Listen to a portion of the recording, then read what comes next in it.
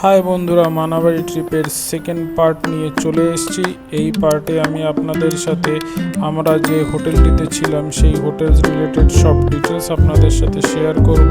হোটেলের অ্যাম্বিয়েন্স, হোটেলের ফ্যাসিলিটিস সব আপনাদের সাথে শেয়ার করছি। গেট থেকে এন্ট্রি করে এটি ছিল প্যাসিয়ানোর ভিউ। এখানে আপনারা পার্কিং, কিছু ফ্রি এরিয়া, আর পুরোটাই আপনারা যেরকম দেখতে পাচ্ছেন পুরোই গ্রিনারি।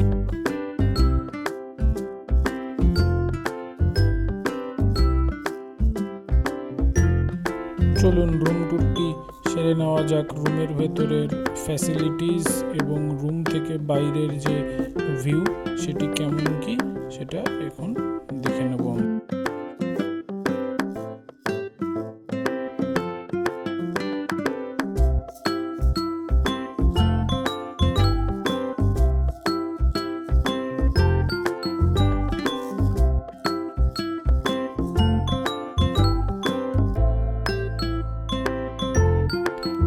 এটি ছিল আমাদের রুমের ভিউ এবং বাইরে দিয়ে আপনারা যে নদীটি বয়ে যেতে দেখছেন, এই নদীটির নাম হলো ঘিস নদী এবং ওই দূরের পাহাড়টি হচ্ছে কালিম্পংয়ের পাহাড়।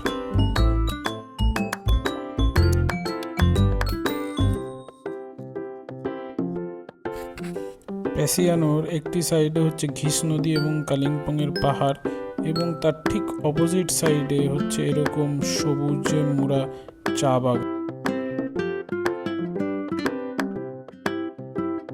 এটি ছিল আমাদের রুম থেকে বেরিয়ে সামনের কমন প্যাসেজ, সিঁড়ি এবং টেরিস এরিয়াটি। এবং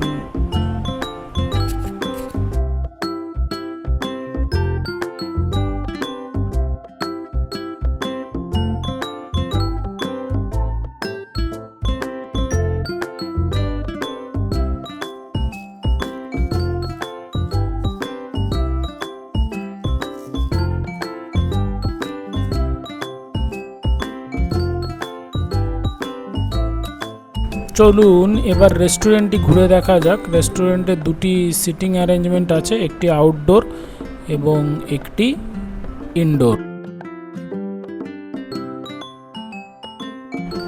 এটি হলো পুল এরিয়া। চলুন এবার ঘিস নদীকে খুব কাছ থেকে দেখে আসা যাক।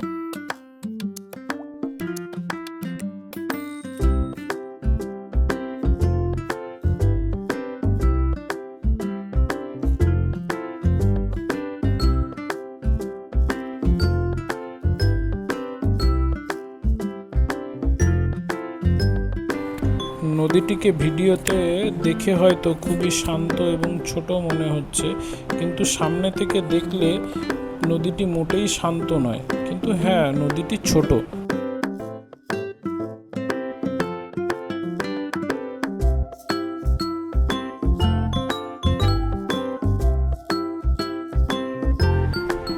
এটি হলো প্যাসিয়ানো থেকে বেরিয়ে জাস্ট তার বাইরের ভিউ। দেখুন চারিদিকে শুধু চা বাগান আর চা বাগান। চলুন ভিডিওটি আজ এখানেই শেষ করা যাক। প্যাসিয়ানো রিলেটেড কোনো ইনফরমেশনের দরকার হলে কমেন্ট বক্সে পিং করবেন। ভিডিওটি ভালো লেগে থাকলে like, comment, share and subscribe করবেন।